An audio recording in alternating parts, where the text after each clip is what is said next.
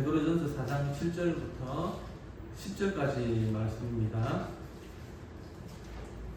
우리 다 같이 한 목소리로 같이 읽도록 하겠습니다.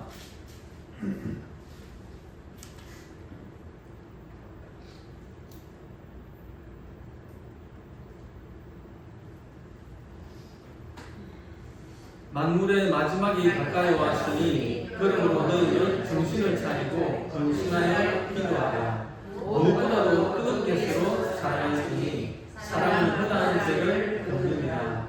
서로 대적하기를 원망 없이 하고 각각 은사를 받은 대로 하나님의 여러 가지 은혜를 맡은 선한 청지기 같이 서로 감사하라. 아멘. 오늘 말씀의 제목은요, 십자가 사랑의 전달자입니다. 마태복음 10장에 보면 예수님께서 12제자들을 이제 훈련을 시키시고 전도하러 이렇게 보내십니다. 그리고 23절에 보면 너희가 이스라엘 나라를 다 다니지 못해서 인자가 올 것이다, 그렇게 말씀을 합니다. 그래서 예수님의 제자들은 주님의 재림이 자신들의 그 당대에 있을 것이라고 확신을 가지고 살았습니다. 그래서 오늘 본문 7절에 보면 만물의 마지막이 가까웠다라고 이야기를 하고 있는 것입니다. 베드로가 이 편지를 썼을 때는 지금으로부터 한 2030년 정도 전에 쓴 것입니다. 그때 벌써 제자들은 자기들이 살아생전에 예수님이 재림하실 것이라는 그런 긴장감 속에서 살았다라는 것이죠. 마태복음 24장을 그 계시록 축소판이라고 이야기를 합니다. 거기에 보면 말세가 될수록 일어나는 징조들이 쭉 이렇게 기록이 되어져 있는데요. 사람의 미혹이 있을 것이고, 그리고 나라와 나라가 나라와 나라가 그리고 민족들끼리 이제 전쟁을 할 것이다, 그렇게 기록을 해놓고 있습니다. 그리고 기근과 지진과 그리고 자연적인 재난이 일어날 것이다라고 했습니다. 많은 부분들이 실제로 일어났고, 그리고 지금도 일어나고 있고 진행 중에 있습니다. 그래서 이 말세 때에 우리는 어떠한 삶을 살아야 하는지 잠시 생각해보는 시간을 가지려고 합니다. 첫째는 뭐니 해도 우리가 기도하는 생활을 해야 되겠습니다. 누가복음 그 18장 1절부터 보면 불의한 재판관에 관한 이야기가 나오죠. 한 도시에 하나님도 모르고 오만불순한 그 법관이 있었습니다. 그런데 그 도시에 또 가난한 과부가 한 사람이 있었습니다. 그런데 이 과부가 억울한 일을 당했다는 것이죠. 그래서 그 억울함을 풀어달라고 그 재판장에게 찾아갔는데 힘이 없는 과부니까 그 재판장이 그 억울함을 풀어주지를 않았다는 것입니다. 그래도 이 과부는 포기하지 않고 자기의 그 억울함을 재판관에게 풀어달라고 계속해서 찾아갑니다. 그리고 간청을 합니다. 밤낮으로 찾아갔겠죠. 그리고 속된 말로 바지가랭이를 잡고 늘어지고 울고불고 그렇게 했을 것 같습니다. 그렇게 기록은 안 돼 있지만 그렇게 했을 것 같습니다. 아주 귀찮게 했는 것 같습니다. 그러니까 이 재판관이 생각하기를 내가 비록 하나님을 두려워 아니하고 사람들도 무시하는 그런 재판관이지만 이 과부의 그 간청을 안 들어주면 안 되겠다. 왜냐하면 안 들어주면 내가 노이로제가 걸리겠다, 제명에 못 살겠다 해가지고 이제 들어줍니다. 예수님께서 말씀을 하십니다. 하물며 하늘에 계신 하나님께서 밤낮 부르짖는 그 성도의 기도를 들어주시지 않겠느냐라고 말씀하십니다. 그러면서 그 뒤에 보면 그러나 인자가 올 때에, 즉 재림하실 때에 이 과부처럼 믿음으로 기도하는 사람들을 보기가 어려울 것이다, 그렇게 말씀을 하는 장면이 나옵니다. 이 말씀의 뜻은 첫째로 기도 응답은 내가 원하는 때에 똑똑똑 이렇게 안 떨어진다는 것입니다. 내가 원하는 때에 내 기도 그 응답이 떨어지는 것이 아니고 하나님의 때가 있다는 것입니다. 하나님의 때가 있다. 그리고 과부가 얼마나 그 법관을 귀찮게 했습니까? 밤낮 찾아가서. 그러니까 얼마나 많은 시간을 그 응답을 받기 위해서 얼마나 많은 시간을 기다렸겠습니까? 우리가 기도할 때도 그 기도 응답이 그렇게 쉽게 오지 않는다는 것을 우리가 알고 있어야 하겠습니다. 두 번째는 기도하다가 낙심하지 말라는 것입니다. 하나님은 밤낮 부르짖는 그 성도의 기도에 대해서 반드시 응답하신다라는 것이죠. 그리고 세 번째는 말세가 되면 될수록 이 과부처럼 기도하는 성도들을 보기가 어렵다라는 것입니다. 말세의 징조 중에 하나가 믿는 사람들이 그렇게 기도하지 않는다라는 것이죠. 그래서 베드로는 오늘 본문 7절에서 만물의 마지막이 가까웠으니 그러므로 너희는 정신을 차리고 근신하여 기도하라고 말씀을 하고 있는 것입니다. 이 본문은 기도에 대해서 세 가지를 말씀하고 있습니다. 첫째는 만물의 마지막이 가까웠으니 기도하라라는 것입니다. 말세가 되었기 때문에 하나님과 대화하는 시간을 더 많이 가지고 하나님을 만나야 된다라는 것이죠. 기도해야만 믿음의 생활을 제대로 해나갈 수가 있고 또 우리의 믿음을 지킬 수 있다라는 것입니다. 두 번째는 정신을 차리고 기도하라는 것입니다. 제가 얼마 전에 그 박보영 목사님 간증을 잠시 이야기했던 적이 있었는데요. 이분이 그 라면도 못 먹고 어쩌다가 라면이 하나 생겨가지고 끓이면 건더기는 아이들을 주고 국물만 먹고 그렇게 살았다고 제가 말씀을 드렸죠. 아주 배를 많이 골았다고 합니다. 그러니까 같이 있는 아이들도 다 배가 많이 골았겠죠. 그런데 하루는 이 목사님의 여동생이 그 여동생의 지인하고 이렇게 한번 찾아왔더라는 것이죠. 오빠가 어떻게 사는지 궁금해서 찾아왔다가 이제 돌아가고 얼마 안 있어가지고 이 여동생의 친구가 헌금을 했는데 1억을 헌금을 했다고 합니다. 그 당시 1억이니까 굉장히 큰 돈이죠. 지금도 큰 돈인데 그때 당시니까 뭐 몇십 년 전이니까 그죠? 엄청나게 큰 돈이죠. 그러니까 이 목사님이 아이들에게 야 이제 우리 배불리 먹을 수 있겠다 그러면서 아이들이 그동안 먹고 싶어 했는데 못 먹었던 거 짜장면, 탕수육, 뭐 피자 이런 거 뭐 먹고 싶은 거 계속 먹고 싶어 했던 거를 실컷 먹게 했다는 것입니다. 오늘은 뭐 먹을까 그래가지고 유명한 곳, 맛있는 곳 여기를 찾아다니면서 그렇게 먹었다는 것이죠. 그리고 야 너 어디 가고 싶노? 그래가지고 뭐 가고 싶은 곳 에버랜드라든지 뭐 놀이공원이라든지 유명한 데를 다 데리고 다녔다는 것입니다. 그러니까 기도할 시간이 없더라는 것이죠.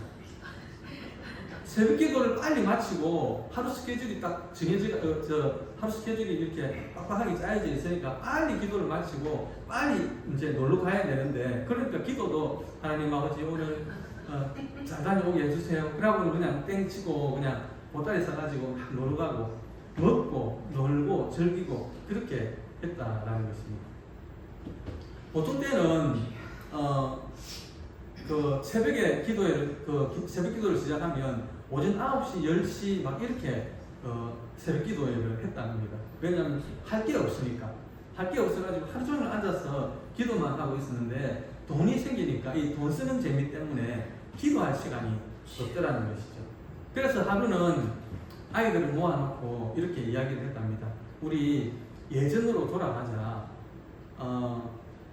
돈 이거 남은 거 다 돌려주고 다시 기도의 자리로 돌아가자. 비록 그때는 배도 고프고 힘들었지만 날마다 하나님이 부어주시는 은혜가 있었지 않느냐. 우리가 그 은혜를 받으면서 우리가 살자. 그렇게 이야기를 했다고 합니다. 그러니까 그 아이들이 또 대견하게도 다 동의를 해줘가지고 그때 7천 몇백만 원이 남았답니다. 다 쓰고.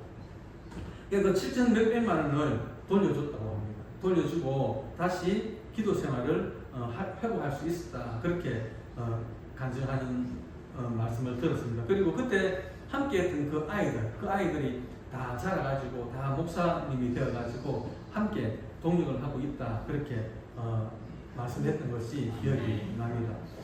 말세에는 정신을 차리고 열심히 기도함으로 뜨겁게 믿음 생활을 해 나가야 된다는 것입니다. 세 번째는 근신하여 기도하라라고 했습니다. 근신이라는 말은 셀프 컨트롤입니다. 자기 스스로를 조절하라는 것입니다. 내가 하고 싶은 것을 다 하고 기도 생활을 할 수는 없습니다. 자제를 해가면서 기도를 해야 한다는 것이죠. 우리가 기억해야 할 것은 기도는 권면이 아니라 명령이라는 것 사실을 우리가 기억해야 하겠습니다. 사무엘상 12장 23절을 보면 사무엘이 이런 말을 했습니다. 나는 너희를 위하여 기도하기를 쉬는 죄를 여호와 앞에 결단코 범하지 아니하고 선하고 의로운 길을 너에게 가르칠 것인저이라고 했습니다. 사무엘은 기도하다가 쉬는 것을 죄라고까지 이야기를 했습니다. 기도는 해도 되고 안 해도 되는 것이 아닙니다. 반드시 해야 되는 것입니다. 왜냐하면 세상이 악하고 또 말세이기 때문에 그렇습니다. 지금은 정말로 믿음을 지키기가 어려운 시대입니다. 자기의 이익을 위해서 믿음의 형제를 적으로 하고 믿지 않는 사람과 손을 잡는 것이 지금의 이 시대입니다. 세상 사람들이야 원래 그렇게 사는 사람들이니까 그렇다 치지만 믿음의 사람들이 세상 사람들의 그런 어떤 계략에 놀아나고 앞장서고 그러면 안 되는 것입니다. 그래서 정신을 차려야 합니다. 그래서 자제하면서 기도 생활을 해 나가야 된다는 것이 오늘 본문의 가르침입니다. 하나님의 선물은 맨 아래쪽 선반에 있다라는 말이 있습니다. 이 말은 엎드리는 사람이 그 선물을 받을 수 있다라는 말입니다. 우리가 하나님의 선물 또는 도움을 받으려면 반드시 엎드려야 합니다. 하나님 앞에 엎드려서 기도해야 합니다.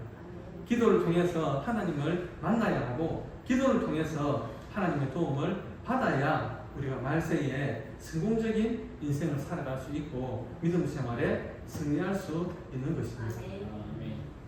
두 번째는 사랑하는 생활입니다. 마태복음 24장에 말세의 징조 중에 하나가 12절에 보니까 불법이 성함으로 많은 사람의 사랑이 식어지리라라고 했습니다. 사랑이 메마르고 미움이 판을 치는 세상이 된다는 것이죠. 그때 우리 주님께서 재림을 하시는 때다라는 것입니다. 요즘은 물질이 최고죠. 그래서 형제들도 돈 몇 푼 때문에 칼부림을 하고 죽이고 죽는 그런 사건들이 일어납니다. 부모와 자식이 그리고 형제들과의 그 관계가 돈으로 몇 푼 이렇게 계산할 관계가 아니지 않습니까? 눈은 있어도 보지 못하고 귀가 있어도 듣지 못하는 것은 마귀에게 속아서 눈이 가려지고 귀가 가려졌기 때문입니다. 사랑이 다 식어져 버렸기 때문입니다. 불법이 성하기 때문입니다. 이 불법은 하나님의 법을 어긴다는 말입니다. 하나님의 법은 간단하게 말하면 십계명이죠. 이 십계명은 사랑의 법입니다. 1계명에서 4계명까지는 하나님에 대한 그 사랑을 기록해 놓으신 것이고 그리고 5번째부터 10번째까지는 이웃에 대한 사랑의 법입니다. 그래서 십계명은 하나님을 사랑하고 이웃을 사랑하는 법입니다. 우리 요한복음 14장 15절 말씀 같이 읽겠습니다. 너희가 나를 사랑하면 나의 계명을 지키리라. 14장 요한복음 14장 24절 말씀도 같이 읽겠습니다. 나를 사랑하지 아니하는 자는 내 말을 지키지 아니하나니 너희가 듣는 말은 내 말이 아니요 나를 보내신 아버지의 말씀이다. 아멘. 한 군데 더 보겠습니다. 요한복음 15장 16절부터 17절까지 말씀입니다. 같이 읽겠습니다. 너희가 나를 택한 것이 아니요 내가 너희를 택하여 세웠으니 이는 너희로 가서 열매를 맺게 하고 또 너희 열매가 항상 있게 하여 내 이름으로 아버지께 무엇을 구하든지 다 받게 하려 합니다. 내가 이것을 너희에게 명함은 너희로서로 사랑하게 하려 합니다.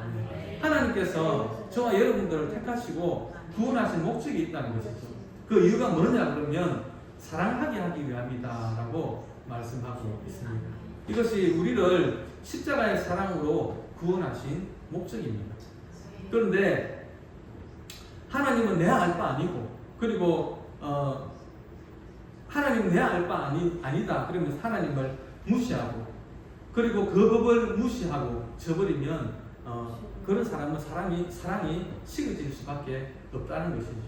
하나님에 대해서는 남 몰라라 하고, 그리고 이웃에 대해서도 내 알 바 아니다 라고 하면 이웃을 사랑할 수가 없겠지요.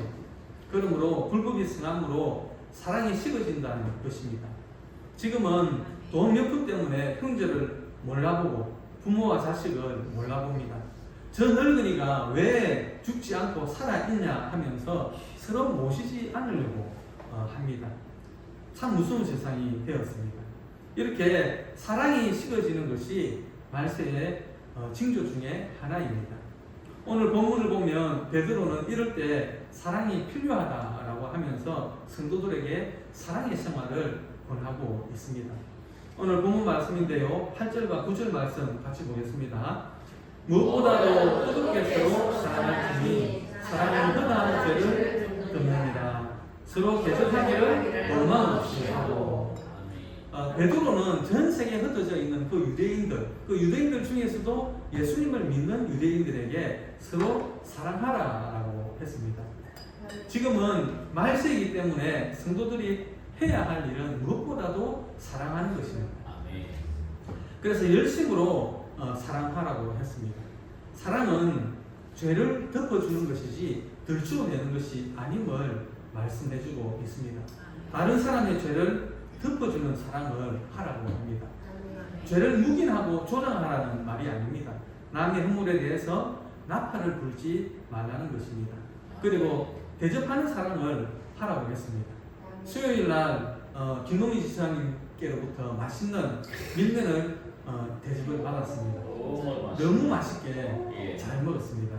네. 밀면도 맛이 있었지만 무엇보다도 저는 살맛이 났습니다. 가슴 가득히 채워지는 사랑을 느꼈습니다. 이것은 집사님이 하나님을 사랑하는 마음, 그리고 주의 종을 섬기겠다는 마음, 그리고 성도들을 사랑하는 마음이 있었기 때문에 그 마음이 전해진 것으로 그렇게 이해를 합니다. 이것이 그리스도의 사랑이고 그리스도 안에서의 한 가족의 모습입니다. 믿는 사람은 이런 사랑을 해야 합니다. 오늘 본문 말씀처럼요, 뜨겁게 사랑해야 됩니다. 남의 허물을 덮어주는 사랑을 해야 됩니다. 그리고 대접하는 사랑을 해야 됩니다. 말세가 되면 믿는 사람들의 집에도 사랑이 식어질 수 있습니다. 그러므로 성도는 말세에 사랑의 생활을 하라고 말씀하고 있는 것입니다. 솔로몬이 예루살렘 성전을 지었던 곳, 그 터가 과거에 아브라함이 이삭을 바치려고 했던 그 곳입니다. 이 땅이 과거에는 여부수족들이 차지를 하고 있었던 땅이거든요. 좀 더 정확하게 말하면 여부수 사람 아라우나의 땅이었습니다. 이 사람이 여기서 이제 농사를 지으면서 살고 있었습니다. 그런데 이제 이스라엘 민족들이 가나안 땅에 들어오게 되고 다윗이 이제 왕이 되었던 것이죠. 다윗이 하나님이 원치 않는 인구 조사를 합니다. 그래가지고 호되게 혼이 납니다. 하나님 어떻게 할까요? 그렇게 하니까 하나님께서 아라우나의 타작마당에서 제사를 드리라 라고 해서 다윗이 돈을 주고 그 땅을 사게 됩니다. 그래서 그 땅에서 제사를 드리고 다윗이 하나님께로부터 용서함을 받지요. 그리고 솔로몬이 그곳에 성전을 지은 것이 지금 예루살렘, 지금은 성전 터밖에 없지만 성전 그 벽하고 터밖에 없지만 그 터가 바로 예루살렘 성전이 있었던 터입니다. 다윗은 일평생에 하나님을 경외하고 살았기 때문에 하나님께서 양치기 소년이었던 그 다윗을 이스라엘의 왕으로 세우셨습니다. 왕이 되니까 권력도 있고 그리고 명예도 있고 물질도 따라오겠죠. 그런데 다윗은 그것을 자기를 위해서 사용한 것이 아니고 그 예루살렘 성전을 지을 때에 다 쏟아부어서 하나님의 성전을 짓는데 모든 것을 다 헌신을 했습니다. 참 귀한 일이죠. 그렇기 때문에 400년을 내려가면서도 다윗의 그 혈통이 이어지고 마지막에 그 왕통은 예수님을 통해서 영원한 왕통이 되는 것입니다. 이 아라우나의 타장마당에 전해져 내려오는 이야기가 있는데요. 이 아라우나 형제는 우애가 그렇게 좋았다고 합니다. 그 지역에서 농사를 지으면서 그렇게 의좋은 형제로 살았다고 합니다. 추수가 끝나면 형은 그 곡식을 가지고 아이고 우리 동생이 아이도 없는데 무슨 재미로 살겠노? 이 곡식등이라도 쌓아놓고 돈 버는 재미라도 있어야지. 그러면서 그 쌀가마니를 쥐고 동생의 그 낯가리에 갖다 놓습니다. 또 동생은 또 아이고 형님이 부모님도 모시고 자식들도 많은데 얼마나 양식이 필요하겠노? 그래가지고 곡식등이를 그 곡식가마를 짊어지고 형의 그 낯가리에 또 갖다 놓습니다. 아침이 되었는데 분명히 그 곡식을 갖다 놨는데 그 곡식이 각자 자기 자리에 있는 것입니다. 그래서 그 다음 날에 형은 또 그 곡식 가마를 짊어지고 동생의 그 낯가리에 갖다 놓고 동생은 또 그 다시 곡식 가마를 쥐고 형님의 그 낯가리에 갖다 놓고 그래서 하루는 이 사람들이 이상하다 생각을 해가지고 이제 밤중에 안 가고 가만히 지켜보고 있습니다. 그러니까 그날은 아무도 안 갔으니까 그냥 아무 일이 없겠죠. 그래가지고 그 다음날 다시 치고 동생은 형에게 형은 동생에게 가다가 길 중간에서 딱 만나게 되는 것입니다. 우리나라에도 이런 이야기가 있죠. 형은 동생 집에 갖다 주고 동생은 형 집에 갖다 주는 그런 이야기가 우리나라에도 있습니다. 그렇게 의좋은 형제가 사는 그 땅에 하나님의 성전을 지어서 바쳤던 것입니다. 하나님은 형제의 사랑을 그렇게 기뻐하시고 그 예배를 연락하신다라는 것입니다. 말세는 사랑이 식어지는 때입니다. 우리 주사랑교회 성도님들은 하나님을 사랑하고 이웃을 사랑함으로 십자가의 사랑의 전달자가 다